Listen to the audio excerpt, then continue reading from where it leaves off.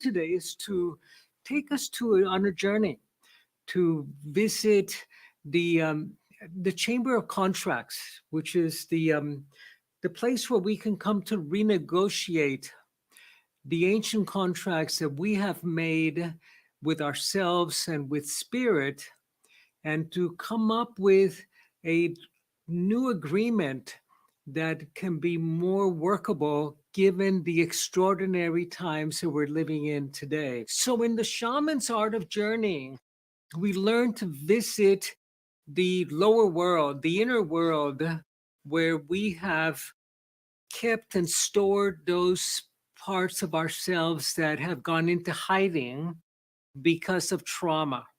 And not only because of our personal trauma, but due to the trauma that we have inherited from our culture and our society. These have been passed down from one generation to the next for thousands of years, including that original trauma of being cast out of the Garden of Eden.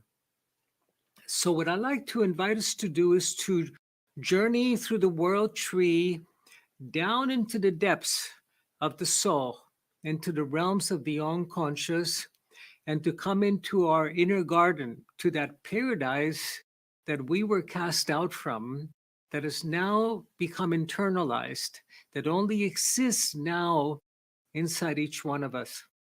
And there, I'm going to guide us to go to the meadow and beyond the meadow to a mountain that has a flat rock wall facing us. And in the rock, there will be an opening. And in that opening, we're going to go and be ritually dismembered, be stripped away from anything that does not belong to us, that is not part of our innermost and authentic and essential self. And the parts that don't belong to us are most everything that we identify with our roles, with our gender, with our sex, with our skin color, with our nationality, with our job, with our family, and even with our names. So when we are stripped away to that essential self, we're going to ask the guide that in the Andean traditions is known as Huascar, who's the Lord of life and the Lord of death. And she is the keeper of the realms of the soul. And we're going to ask him to guide us into a chamber in the very back of this cave where we can discover the contracts that we entered into with spirit and with ourselves. And many of these contracts we entered into even before we were born. Some of them are beautiful contracts that we need to be reminded of, and some of them are terrible contracts that we entered into at a very high price, at a very high cost. And remember, a contract is an agreement that you make where you will perform certain duties in exchange for certain benefits. For example, if you have a contract to rent an apartment, you want to pay a certain amount of rent, a fair amount for a nice apartment.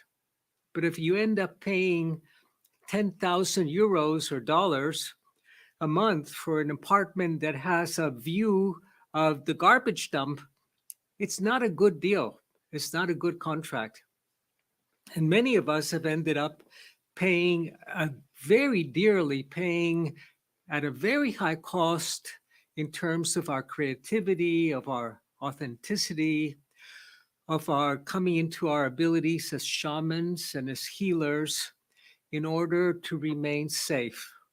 And these are frequently contracts that we entered into when we were very young, or maybe even in a former lifetime. And this is a good time for us to renegotiate these contracts, to come up with better contracts, better agreements with spirit at a time that humanity as a whole is coming up with a better agreement with our own destiny and with the earth. An agreement where we will no longer be predators, where we can live sustainably, where we can have access to good health and good quality air and clean water and peace and the basic fundamental rights that every human being has. How do we do this at a personal level? We know that we need to stop burning fossil fuels, that we need to stop polluting the earth, that we need to come up with a new human agreement. How do we do this individually and personally? And how do we come up with a new agreement with spirit that will lead us to our enlightenment and to our illumination, for us to become fully endowed with the qualities of the new human that is emerging in the planet right now, with that future human that I believe is us, is you and I. So let's begin with a breathing practice to get us into that healing state, that deeply relaxed state where our breath can go down to about 3 to 4 breaths a minute instead of 12 to 15 breaths a minute. And I'd like you to take a deep breath and exhale. And another deep breath and exhale again. And I'm going to ask you to inhale to a count of 4, hold to a count of 4, exhale to 4, and hold empty to 4. Inhaling deeply one more time and exhaling. And inhaling to 4. 1, 2, 3, 4. Hold to 4. 2, 3, 4. Exhale to 4. 3, 4. Empty to 4. 2, 3, 4. Inhale to 4. 2, 3, 4. Hold to 4. Exhale to 4. Empty to 4. 2, 3, 4. Inhale to 4.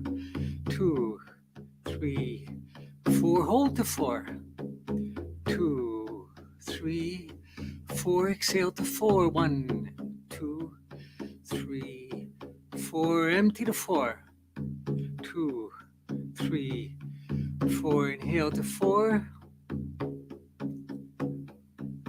Hold to 4.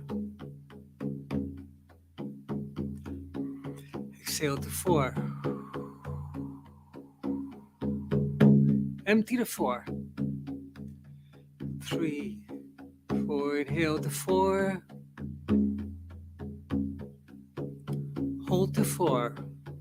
2, 3, 4. Exhale to 4. 2, 3, 4. Empty to 4. 3, 4. Inhale to 4. 2, 3, 4. And hold 4.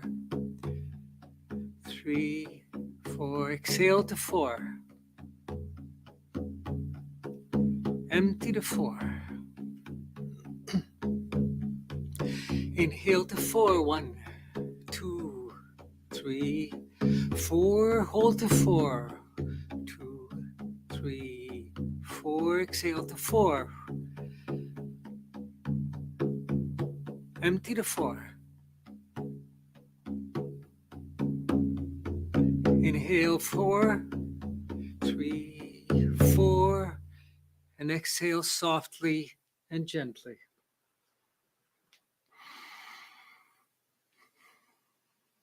And I'd like you to imagine yourselves in a meadow, beautiful green meadow, and at a distance you see a tree. And the tree calls to you, and you realize that it is the world tree that is summoning you.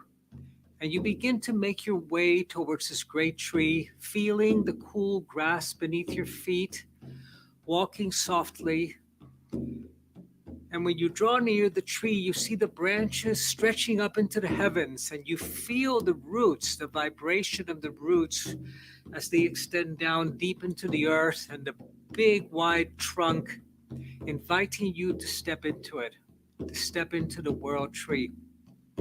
And since you're in your luminous form, you can go right into the trunk of the tree and experience inside the trunk the streams of water flowing down, flowing up from the roots up towards the leaves, and the rivers of sunlight coming down from the leaves through the branches and down towards the roots. And allow the waters to cleanse you and the sunlight to lighten you, and allow yourself to go, to follow the waters down into the taproot of that tree, that great big taproot that is the deepest root of the tree, following it down past the rich moist earth and past the giant boulders until it leads you to an underground river or stream. And then to step into that river, step into that stream, and lie down and allow the waters to cleanse you, to wash away any energies that you may not bring with you into the realms of the soul. Feeling the pebbles on your back, resting deeply in these cleansing waters. And when you're ready, allow the waters to carry you, to take you down deep into the belly of the earth, into the belly of the mother, and to wash you onto the shores of a secret garden. And stand up and look around you, and there is a light. And off to one direction, you see the forest and the flowers and a river. And to another direction, you see a valley and a meadow with cool grass, beautiful green grass growing. And in the distance, there's a mountain with a stone face. And you begin to make your way towards that mountain, walking on the soft, cool grass. And when you draw near, you notice that there's an opening to a cave. There's an entrance to a great cavern. This is the cavern where you will be dismembered. And you call on the guide. The guide is known as Huascar, the Lord of Life and the Lord of Death. And you call on her, you ask her to guide you and to take you into the cave. And do not be afraid. It's okay. Go past where the light ends, and there you will find an altar. And on this altar is where you will be ritually stripped away from everything that is not part of your essential self. Your job, your responsibilities, your emails, your to-do lists, your obligations, your identity, your memories, your childhood, and perhaps even your name. And when you're stripped down to your essential self, who you have always been since the beginning of time, you're invited to go back into the cave and ask the guide to lead you back into this chamber of contracts. This chamber of contracts where you will see a table and perhaps somebody sitting at the table, you writing away a contract. Or if there's no one there, maybe there's a book open on the table that shows you the agreements. These are the Akashic records, the great ancient records that are kept from the very beginning of time. For some of us, it may be a very ancient contract that we entered into. Maybe when we were born, maybe 1,000 years ago, maybe when we lost everyone we love, when we lived in a village in the desert. And I want you to find what that contract is. And if you don't see anything, look in the back. In the back, there's a library full of books. And as you walk through the shelves, you'll find a book that has your name written on the spine. And I would like you to take that book and bring it with you to the table and sit down and begin to turn the pages until you find that contract that you entered into with life. Perhaps that contract that you entered into right before you were born, or maybe after a terrible experience when you were young, maybe after a trauma that occurred where you said, I will never ever do this again, or please help me, God, don't let this happen to me again. And find the contract that you entered into, the agreement that you made with Spirit, what you would exchange for safety, what you would give up, what you would deny yourself in order to be safe. And look through it. And as you read through this contract, decide if you want to keep it. Is it still a good contract? Are you getting from life the price that you're paying for in terms of creativity or joy or peace or not wanting to rock the boat or to scare anyone? Are you willing to continue paying that price? Or do you want to change it? Is it a contract that is beautiful that you needed to be reminded of what you came to really do in this life? If it's a good contract, take it to your heart and hold it close to you so you may remember it. If it's not such a good contract, I'd like you to tear it up, rip it up, and write a new one. Take a pen and a piece of paper that's there and write the new agreement that you would like to enter into with Spirit. One where you do not have to pay the price of your health, of your happiness, of your creativity, of your joy, of your peace.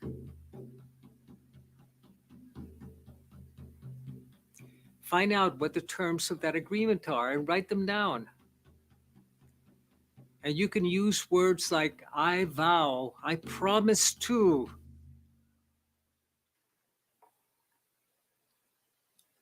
And I invite life to support me in this way.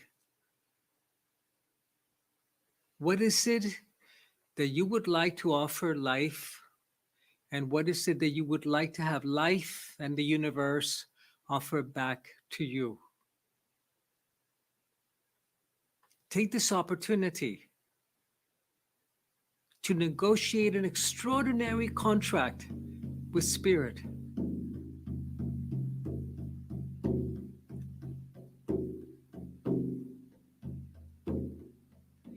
And if you feel courageous and daring enough, go back and renegotiate that original contract that our great great grandfather and grandmother entered into with God, where we were kicked out of the Garden of Paradise of Eden, never to return until the end of time.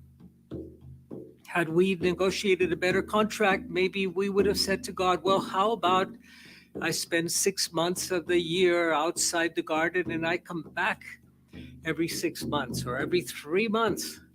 Or maybe now I can go back to the garden and turn my life truly into a garden, into a paradise where the rivers are clean and the air is pure and people live in peace with each other. If you want to, you can renegotiate that original contract that put us into bondage. We were mortgaged a very long time ago in a very poorly written contract that was entered into by our original forefathers, Adam and Eve in the Bible. We do not have to live up to that contract anymore. We can make our way back to the garden.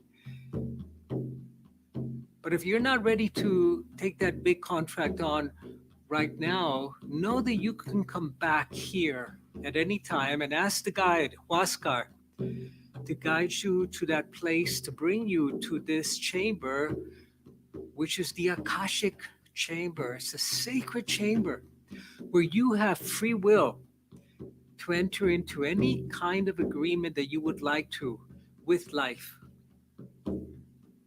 This is the great wisdom of the ancient shamans. that whatever agreement you entered into with life, in the Andes is called the great Aini, the great agreement with the cosmos, that the cosmos will live up to, as long as you live up to your part. So take your time and come up with the agreement, the contract, the sacred agreement that you want to enter into with spirit. And when you have that, bring it into your heart center. That this become the guiding principle, the guiding contract in your life that can bring you to your highest destiny and highest possibility. And know that all of us have to periodically revisit and rewrite these contracts. That these contracts were never meant to turn into a death sentence or into a prison or a contract about suffering. That you can come back and rewrite, update these contracts as you grow and mature and acquire greater wisdom. And now let's prepare to make our way back and thank the guide. Ask him to take you back to that altar where you were dismembered, and allow yourself to be remembered again, to be remembered with this new contract in place.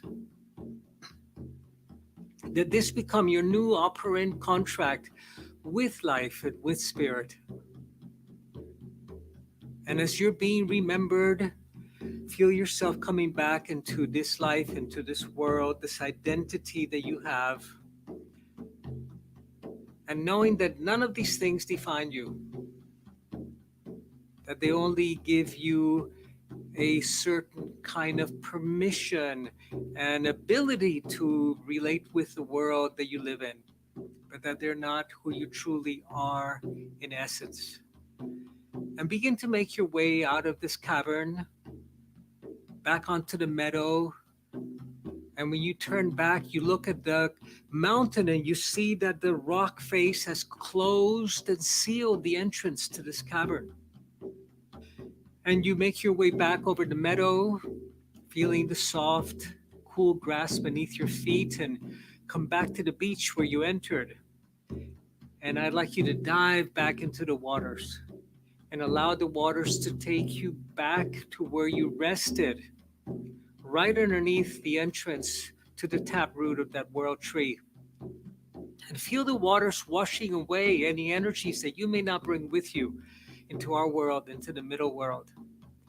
Knowing that in your heart you have this new agreement that you have made with Spirit.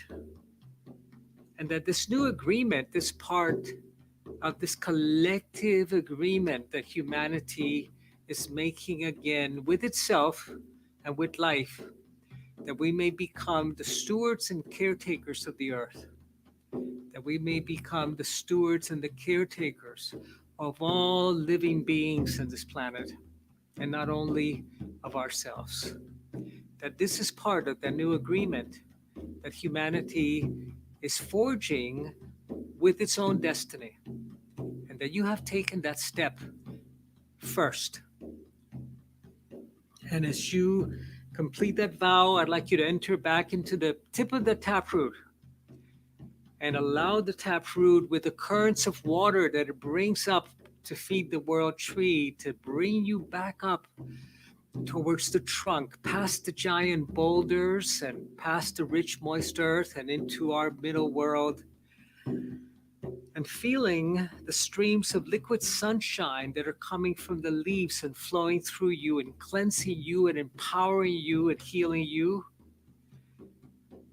And when you're ready, I'd like you to step out of the trunk and back onto the meadow and take a few steps and turn around and bow to this great tree, to the world tree that has given us access to these ancient realms of the soul, of the unconscious. And now begin to make your way back across the meadow, back towards your room and to your body and into who you are today, and stepping fully back into yourself, taking a deep breath and exhaling. And another deep breath and placing your hands over your heart center. and feeling that new agreement, sensing that new sacred contract that you have entered into with life. No longer that contract that was drafted for us by society or our families or our parents or even by who we were 1,000 years ago. And that this new contract will begin informing everyone and everything around you, and that life will begin to mirror back to you the conditions of that contract immediately. Because this is the way that the universe operates. The minute you shift your sacred agreement, the universe reacts and molds itself very rapidly to comply to the terms of the sacred agreement that you entered into. And all you have to do is to keep your part in being you to the very highest and very fullest of your ability. This is the chamber of contracts. This is the place where we go to when we're helping someone who is deeply wounded to renegotiate a more favorable contract. And this is the place that you and I, as shamans, as men and women of wisdom, go to renegotiate our contract with life, knowing that we have the ability to do so, that we are the authors of the sacred contract, that we are not bound to the terms that were imposed upon us 1,000 years ago or even 20 years ago by trauma, by events that occurred to us that wounded us deeply and that forced us to go into negotiations and into agreements that we would ordinarily not have entered into. Welcome back to your sacred contract and to this sacred journey through life that is now infused and embedded into this agreement that you have made with the cosmos. We have all been burnt at the stake and sacrificed and had our hearts ripped open and taken away from us many times. And not only have we been the victims, we have also been the perpetrators. We've also been the sacrificers. So the idea with rewriting these contracts, particularly if we have had a very challenging past life, is to be sure we don't keep repeating the pattern, that we don't keep getting sacrificed in this life, that we don't keep having our hearts ripped out from our chest or having to lose the things or the people that we love. And when we go back and we renegotiate these contracts, we are able to break that pattern. So this is a really valuable practice when you find that you are getting stuck in the self-wounding and the self-harming and in why is this happening to me again. When you go to the Chamber of Contracts and you find that you have a blank page or a blank book, it's a great sign from the universe that you're ready, truly ready for a new contract at this time in your life. And if you don't take the opportunity to write out a new contract with spirit, then society ends up writing it for you, scripting it in the form of a job or in the form of how you should behave, or in the form of, well, this is your gender and your nationality, and this is what people like you do. So when you find a blank page, take it as an opportunity to come up with an original and creative new journey that will lead you to a high destiny. Journeying is the north direction medicine. And we don't do journeying earlier until we get to the north direction in the shaman's training, because before that, we have still maintain our identification with our pain and with our suffering. We have not shed the past the way the serpent sheds her skin, or even step beyond fear and death like we do in the West. And then the shaman is able to journey in after they have developed the ability to truly see the nature of reality, to accept reality in its most naked way and know that they can co-create with it. we journey to the Chamber of Contracts, and we have experienced journeying, so we're able to have a good communication with the guide.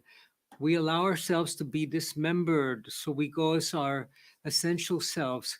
And when I'm asked by someone, can I guide a client or a friend or a loved one into this through this process, I generally tell them not to do that because they don't have the experience.